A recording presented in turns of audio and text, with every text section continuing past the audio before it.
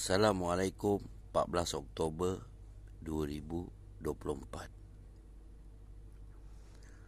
Apa dah jadi teman-teman? Dunia ni, Profesor Biden membuat statement yang memberi amaran kepada Iran jangan cuba membunuh Donald Trump. Adakah Iran yang melakukan benda ni semua? Tidak. Banyak bukti yang menunjukkan Iran tak campur tentang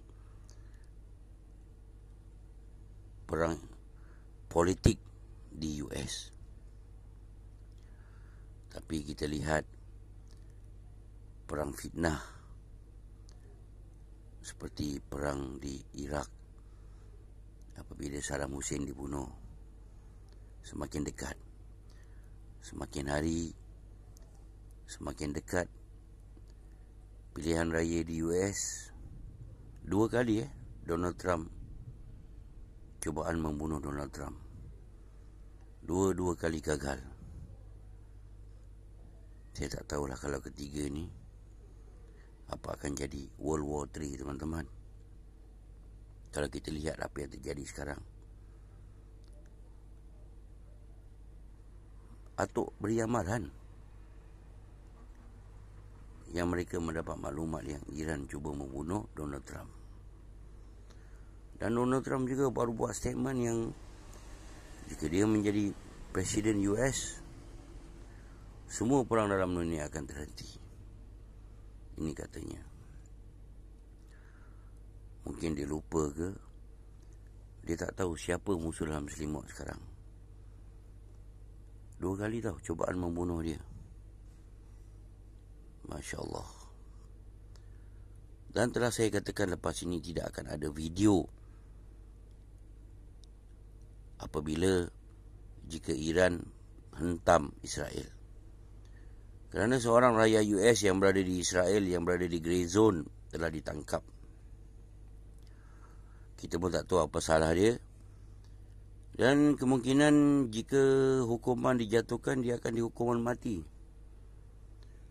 Tapi banyak saya rasa yang masa Iran serang Israel ketika itu bukan satu video saja. Banyak video, tapi dia punya video ni mungkin dia combine ke apa ke, dia yang disalahkan. Dan kemungkinan dia akan dihukum mati. Dan lepas ni anda tidak akan lihatlah bagaimana jika negara-negara lain cuba hentam Israel, tidak akan ada video untuk memalukan Israel. Yang hanya kita nampak video sekarang bagaimana Israel menghentam Lebanon. Itu saja. Dan apa yang terjadi ini adalah seperti di Ukraine.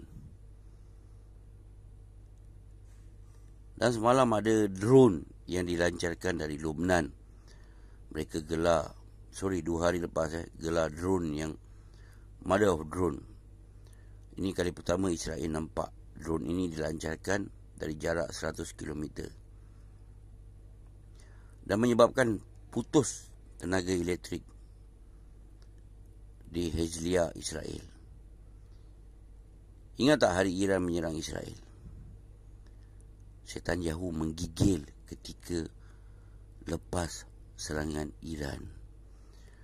Bagaimana dia menggigil, buat statement di depan media massa.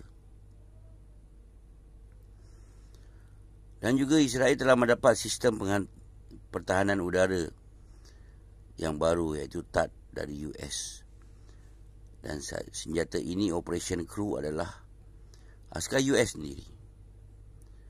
Dan anda boleh lihat World War 3 semakin panas.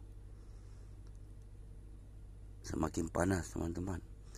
World War 3 ni di negara Arab. Adakah? Saya pun tak tahu nak cakap macam mana. Memang kalau nak dengar statement-statement di dunia ni, memang mereka akan menyerang Iran teman-teman. Dan anda boleh lihat bagaimana bantuan US kepada Israel semakin dekat teman-teman. Dan mereka tidak akan benarkan Donald Trump menang pilihan raya. Dan hari ini Al-Quds menyerang dari utara dan Al-Qassam menyerang dari selatan. Serangan ini IDF tak jangka dan ratus askar IDF terkorban oleh pejuang-pejuang di Gaza. Markava tank, bulldozer dan jerangkap sama yang dipasang di pintu masuk laluan bawah tanah. Pejuang-pejuang meletakkan bom. Inilah padah meletakkan keutamaan Gaza nombor 2 sekarang. Israel berkata Gaza nombor 2 dan Lubnan nombor 1. Mereka ingat mereka dah bersihkan Gaza. Tapi sebenarnya tidak.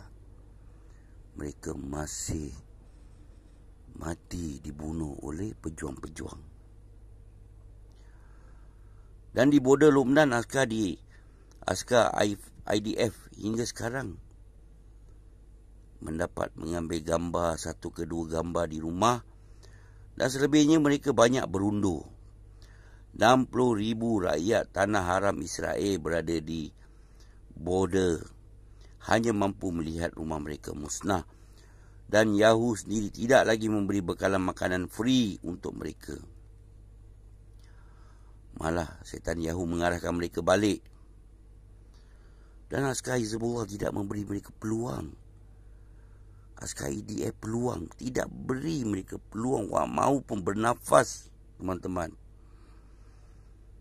Dan sekarang Hizbullah juga menyerang tempat-tempat letak senjata untuk askar IDF, tempat simpanan senjata di mana-mana. Kita doakan taktik ini berkesan untuk melemahkan IDF. InsyaAllah kita doakan, teman-teman.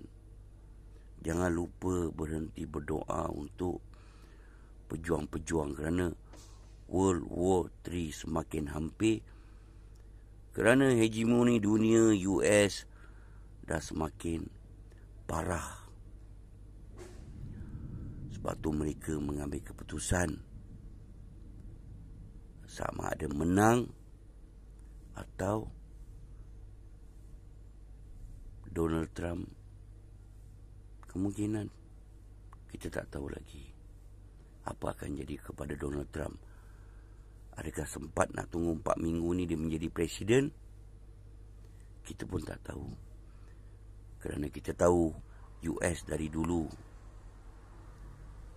adalah raja kepada fitnah. Assalamualaikum. Hurrah, everybody.